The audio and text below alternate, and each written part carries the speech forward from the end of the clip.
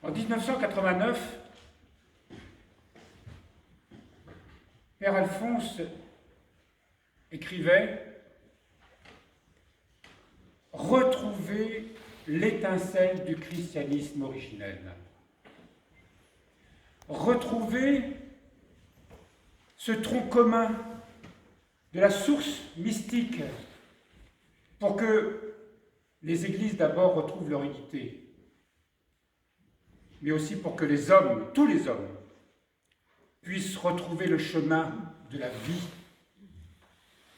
Et le sens même du christianisme, c'est celui-ci.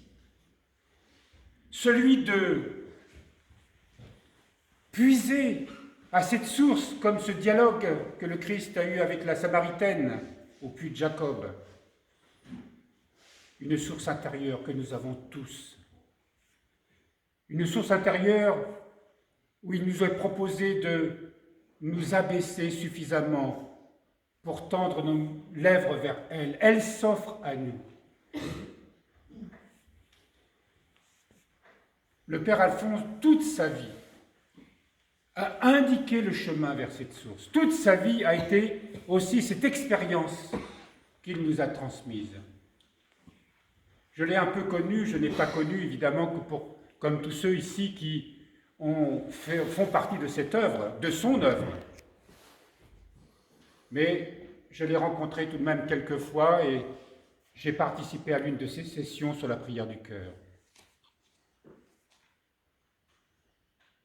Je lui ai demandé de m'inspirer aujourd'hui. Parce qu'une œuvre, n'est-ce pas, est faite pour être vécue, mais aussi réactualisée. Ces 2 ans et demi où il a passé dans un état de souffrance grabataire. Certes, c'est une purification personnelle.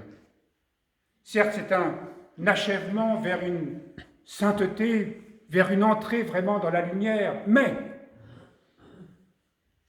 un homme reste lié à son œuvre. Et l'œuvre, ce n'est pas quelque chose d'abstrait. C'est la communauté qui fait partie de cette œuvre. Tout ce qu'il a souffert, tout ce qu'il a vécu, c'était aussi pour sa communauté, pour son Église, pour nous tous. Et quand je dis pour nous tous, c'est quelles que soient nos croyances, quel que soit notre engagement, quelle que soit notre perception de ce que peut être une vie profondément spirituelle. C'est le sens même de l'amour, de se donner. Parce que celui qui rencontre, il disait, en parlant de cette source mystique, que c'était la rencontre avec quelqu'un. Pas une abstraction, pas une idée, pas une perception spirituelle. La rencontre avec le Christ vivant et vrai.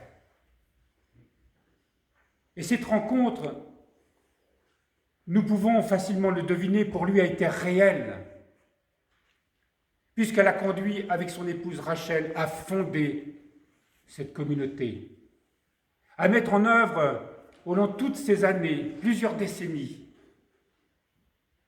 Et vous tous qui êtes rassemblés ici, on peut dire que tous nous en sommes les fruits. Mais lui qui rentre maintenant dans une toute autre dimension, dans la gloire de Dieu, nous qui restons ici pour continuer cette œuvre-là et d'autres encore, puisque je n'appartiens pas à cette communauté personnellement,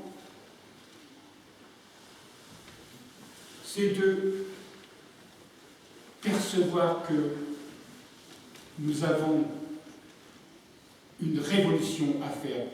Père Alphonse, ce sont les années 70.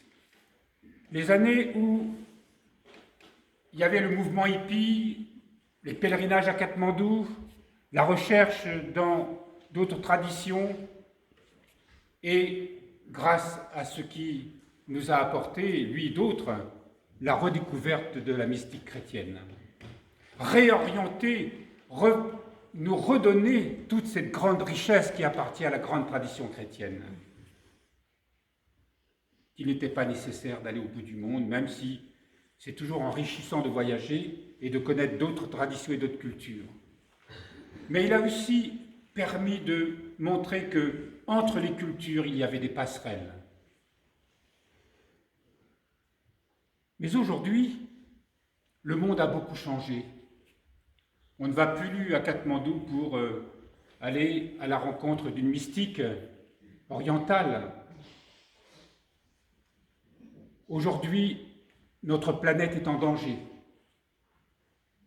Aujourd'hui, la vie, l'ensemble du vivant est en danger. Et le monde dans lequel nous vivons,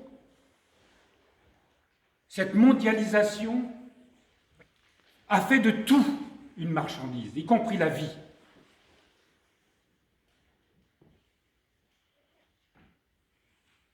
En puisant à cette source intérieure, il nous faut comprendre que nous avons maintenant, nous entrons maintenant dans une révolution spirituelle qui doit tenir compte de l'ensemble du vivant, de donner à nos vies cette dimension cosmique qui était à l'origine du christianisme. Saint Paul nous le dit dans l'Épître aux Romains, nous citons souvent ce passage au 8e chapitre, que la création tout entière est dans l'attente de la révélation des fils de Dieu. Ça veut dire que cette révélation de l'amour divin en nous doit devenir vivant afin que elle aussi, cette création, puisse bénéficier, sortir de ce monde de la corruption et d'entrer dans la gloire de Dieu avec l'humanité. Aujourd'hui, nous célébrons, nous rendons hommage à un homme, mais nous rendons hommage à un héritage. Mais comme tous les héritages, il nous faut le faire fructifier et sans cesse le réactualiser. Merci, Père Alphonse, de nous avoir donné ce trésor. Et pour conclure, nous faisons cette prière que des apôtres comme lui, il y en ait beaucoup dans les temps qui viennent. Des hommes aussi humains, chaleureux, spirituels, comme le Père Alphonse, il y en ait beaucoup demain, parce que le monde en aura grand besoin. Et nous tous ici, qui célébrons ces funérailles, nous repartirons certainement habités par quelque chose de différent. Parce que ce n'est pas un enterrement que nous célébrons, c'est une entrée dans la vie. Nous accompagnons cette entrée dans la vie et nous entrons nous aussi dans cette vie.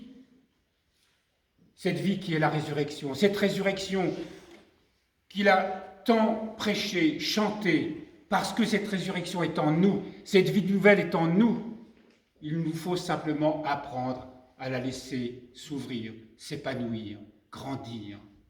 Rien ne pourra changer si, à partir de ce cœur que Dieu nous a donné, ce cœur spirituel, si nous nous ouvrons par cette conscience intérieure, cette conscience profonde, à cette source divine, alors tout sera possible. Avec la foi, nous pourrons soulever des montagnes, nous pourrons changer ensemble en vivant cette réalité, en étant habités par cette vie nouvelle, en la laissant se répandre dans tout notre être. Mais comme l'a précisé Père Francis précédemment, il nous faut pour cela prendre des décisions. Il nous faut pour cela travailler. Il nous faut pour cela nous engager. Tout ce que l'Église nous a donné, toutes les pratiques, l'ascèse, nous ne pouvons pas nous en affranchir. Rien ne viendra facilement. Mais aussi, et pour terminer, c'est ensemble que nous pourrons le faire. La vie spirituelle, ce n'est pas seulement une édification personnelle. C'est que tout ce que nous recevons, tout ce qui nous transforme, tout ce qui nous est donné par la grâce, nous devons le mettre au service des autres, le mettre au service de la vie. Et c'est pour ça que demain, il faut qu'il y ait des communautés d'hommes, de femmes réunis, pour que nous soyons capables d'être le printemps du monde à venir, pour que nous soyons capables de proposer au monde un sens, pour que nous puissions soyons capables d'être l'espérance qui manque tant dans ce monde de mort. Oui, en tant que chrétien, mais pas seulement, parce que l'Esprit souffle où il veut et il se révèle dans bien des cœurs.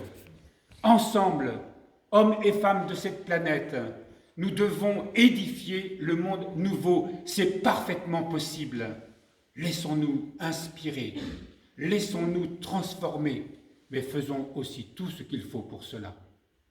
Merci, Père Alphonse, d'avoir été ce guide spirituel. Soyons les dignes héritiers de son enseignement, de sa vie, de tout ce qui nous a été donné par lui. Amen. Amen.